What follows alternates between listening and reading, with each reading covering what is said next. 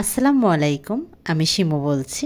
শিমু রিনা কিচেনে আবারও নতুন একটি ভিডিও দেখার জন্য আপনাদের সবাইকে স্বাগতম জানাচ্ছি। কাছের এবং দূরে যে যেখান থেকে আপনারা আমার ভিডিওটি দেখছেন, আশা করি আপনারা অনেক অনেক ভালো আছেন আর সুস্থ আছেন। আলহামদুলিল্লাহ, আমি অনেক ভালো আছি। আজ আমি আমার রান্নাঘরে হাজির হয়েছি কারি পাতার পাকোড়া রেসিপি নিয়ে। এই তো, এটা কিন্তু কারি পাতার গাছ। আর এই কারি পাতা কিন্তু অনেক ঔষধি গুণসম্পন্ন একটি গাছ। মুখের রুচি ফেরাতে, ত্বকের, চুলের এবং বিভিন্ন খাবারে কিন্তু এই কারি পাতা ইউজ করা হয়। আর এই গাছ কিন্তু আমি ছোট্ট একটি গাছ লাগিয়ে দিয়েছিলাম, এখন কিন্তু অনেক বড় গাছ হয়ে গেছে। মাশাআল্লাহ, আমি কিন্তু গাছ লাগাতে খুব পছন্দ করি। এই তো, আমি পাতা তুলে নিলাম। এখন আমি মাঝখানের যে শক্ত ডাঁটা আছে ওটা ফেলে দিব, দিয়ে এভাবে সব পাতা ঝরে নিব।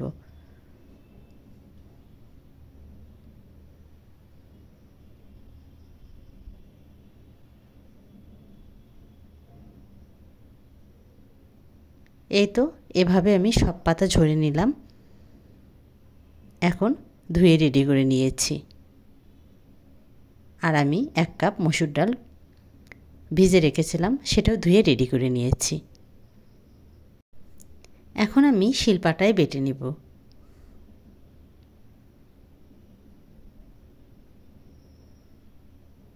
আর এই বর্ষাকালে কিন্তু যে কোনো স্ন্যাক্স জাতীয় খাবার খুবই ভালো লাগে খেতে। তো আপনারা কিন্তু এই ভিডিওটি স্কিপ না করে শেষ পর্যন্ত আমার এই ভিডিওটি দেখবেন। আশা করছি আপনাদের কাছে অনেক অনেক ভালো লাগবে।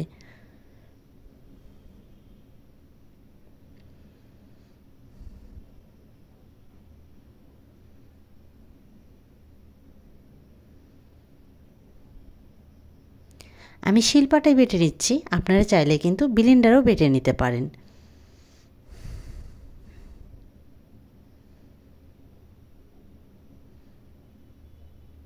মসুর ডাল কিন্তু বাটা আমার কমপ্লিট হয়ে গেছে, এখন আমি তুলে নিচ্ছি।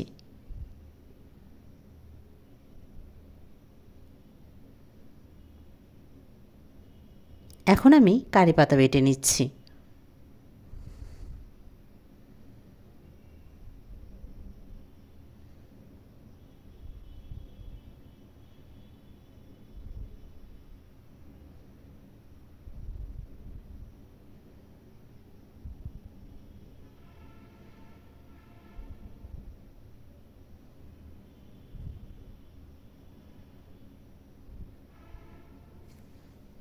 একদম মিহি করে বেটে নিয়েছি, এখন আমি তুলে নিচ্ছি।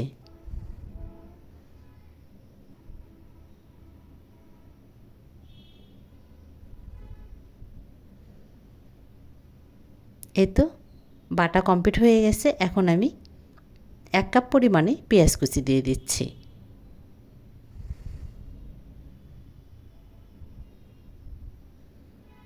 এখন আমি স্বাদ মতো কাঁচামরিচ কুচি দিয়ে দিলাম, আর দিয়ে দিলাম পরিমাণ মতো আদা রসুন বাটা। এখন আমি স্বাদ মতো লবণ দিয়ে দিচ্ছি। এখন আমি পরিমাণ মতো হলুদের গুঁড়া দিয়ে দিলাম। এখন আমি ধনে ও জিরের গুঁড়া পরিমাণ মতো দিয়ে দিলাম। এখন আমি সব উপকরণ ভালোভাবে মিক্স করে নিব।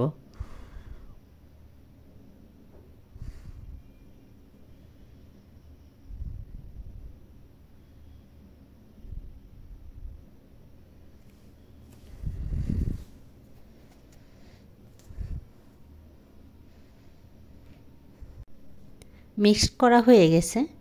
এখন আমি চুলা অন করে দিয়ে কড়াই বসায় দিলাম।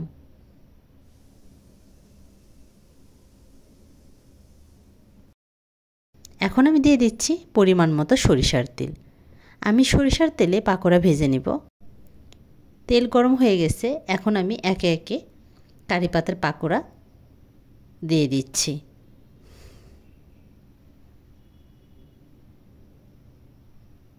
এই পাকোড়া খেতে এতটাই মজা লাগে, একবার খেলে আপনারা বারবার খেতে চাইবেন।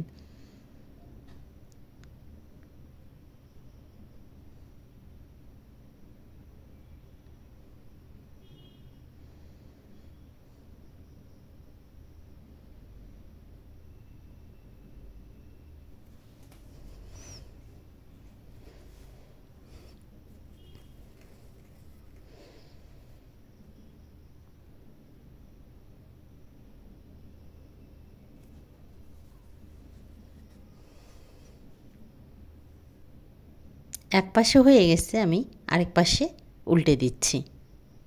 আলতোভাবে উল্টে দিতে হবে যাতে করে ভেঙে না যায়। তাপ কিন্তু একদম হাই হিটে রাখা যাবে না, তাতে করে ওপরে শুধু লাল হয়ে যাবে, ভিতরে কিন্তু কুক হবে না। মিডিয়াম টু লো হিটে প্রথম দিকে তাপ রাখতে হবে।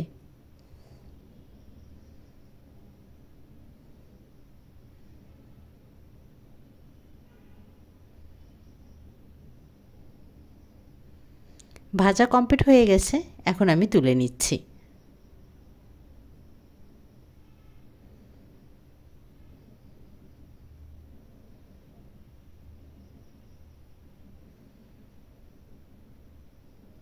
এই তো তুলে নিলাম। একইভাবে আমি দ্বিতীয় সারাও ভেজে নিব।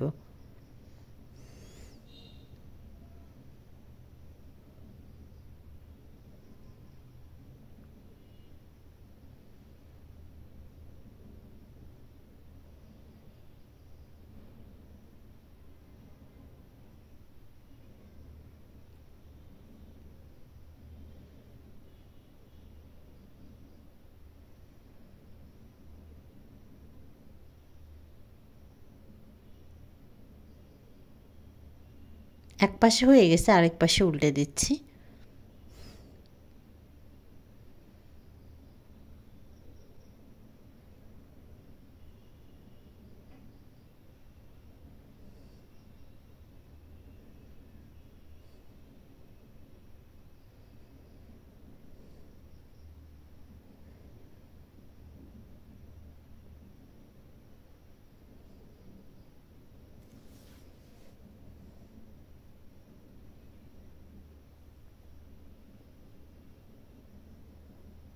ভাজা হয়ে গেছে, এখন আমি তুলে নিচ্ছি।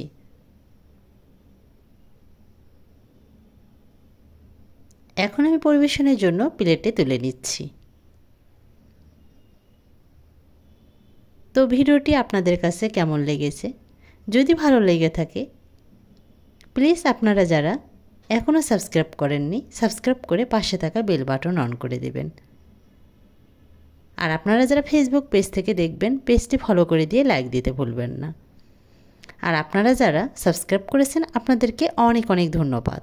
আপনাদের সাপোর্ট, আপনাদের ভালোবাসা ছাড়া আমার একার পক্ষে এগিয়ে যাওয়া কোনোভাবেই সম্ভব না। তো আপনারা সবাই ভালো থাকবেন, সুস্থ থাকবেন। আল্লাহ হাফেজ।